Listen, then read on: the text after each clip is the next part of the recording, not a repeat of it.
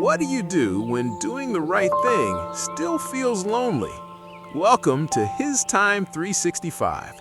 Today is day 234, and we're reading Jeremiah 15 through 17, where struggle and faith collide, teaching us that trust in God sustains us, even in isolation and hardship. The Cry of a Prophet. Lessons from Jeremiah 15 through 17. Have you ever felt like your words were falling on deaf ears? Or perhaps you faced rejection for standing up for what you believe? In Jeremiah 15 through 17, we dive deep into the heart of a prophet who wrestled with despair, yet was called to deliver a powerful message from God. His struggles resonate with our own challenges in today's world, making these chapters relevant and poignant. In Jeremiah 15, we find the prophet in a lamenting state. He begins by expressing his anguish over the fate of his people and the weight of his calling. God speaks to Jeremiah, telling him that if he turns back, he will restore him, and he will stand before God as his mouthpiece. God's words carry a heavy truth. If you take forth the precious from the vial, you shall be as my mouth. Jeremiah 15:19. Jeremiah's heart is heavy, filled with sorrow for the people of Judah. He feels isolated and misunderstood.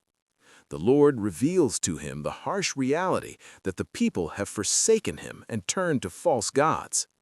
God's frustration is evident as he declares that the people are facing consequences for their rebellion. Yet, amidst this discouragement, God reassures Jeremiah that he will be protected even when faced with persecution. Moving into chapter 16, God shares a somber vision of the coming exile. God commands Jeremiah not to marry or have children in this doomed city, symbolizing that there will be no future for families in Jerusalem. This command must have felt like a heavy burden for Jeremiah, as he is called to live a life of solitude while witnessing the struggles of his beloved people. God warns Jeremiah that he will encounter much grief as he delivers his messages of impending challenges, reinforcing that he should not let his heart be overwhelmed by the despair around him. In the midst of this dark narrative, God reminds Jeremiah of his compassion. He paints a picture of a future where the people will turn back to him. This hope is a guiding light for Jeremiah, as he is told that there will come a time when God will gather his people from the lands where they have been scattered. I will bring them again into their places. Jeremiah 16:15. God's faithfulness shines through even the bleakest of circumstances. Chapter 17 continues this theme of hope, but also emphasizes the importance of trust in God. It opens with a stark reminder of the consequences of turning away from God. The heart of man is described as deceitful and desperately wicked, showcasing our tendency to stray from God's path. The heart is deceitful above all things. Jeremiah 17:9. This serves as a warning to us today. We must continuously seek to align our hearts with God's will, avoiding the traps of our own desires.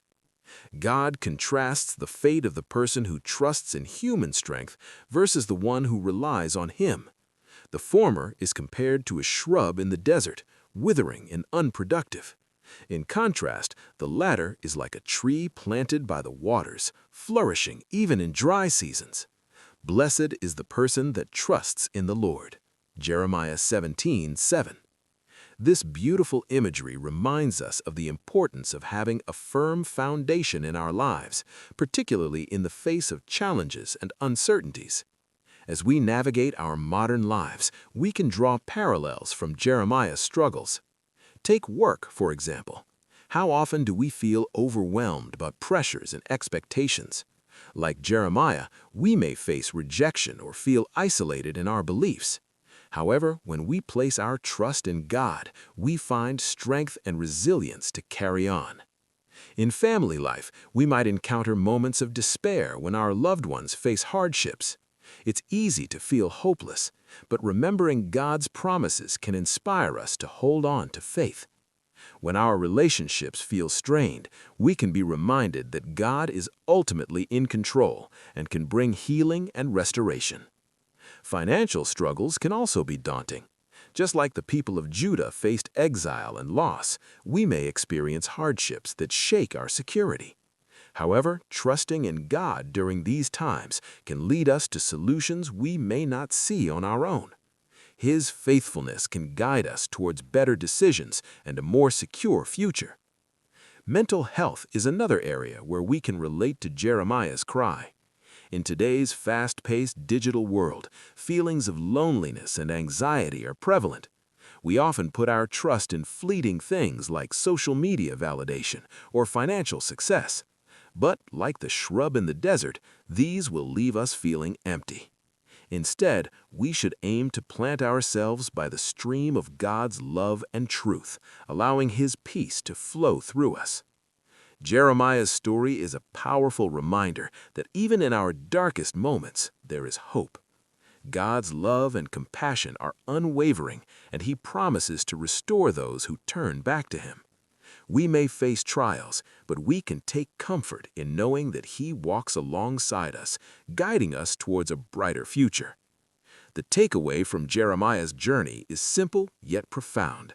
In times of despair, trust God, for He is our source of hope and strength.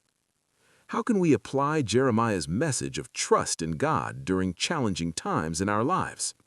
In what ways do you find yourself feeling isolated or misunderstood like Jeremiah? How can you seek support from your community?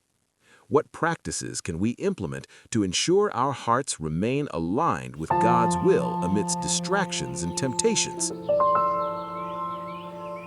Thanks so much for joining me today for HisTime365. Remember, today's reading is Jeremiah 15 through 17, so be sure to spend some time with those verses during your quiet time. Tomorrow, we'll be diving into Jeremiah 18 through 21, so feel free to read ahead if you'd like to prepare. If you enjoyed this time together, don't forget to like, subscribe, and tap the bell so that you never miss a day on this journey. I'll see you back right here tomorrow for day 235. Until then, stay encouraged and thank you for giving God His time today.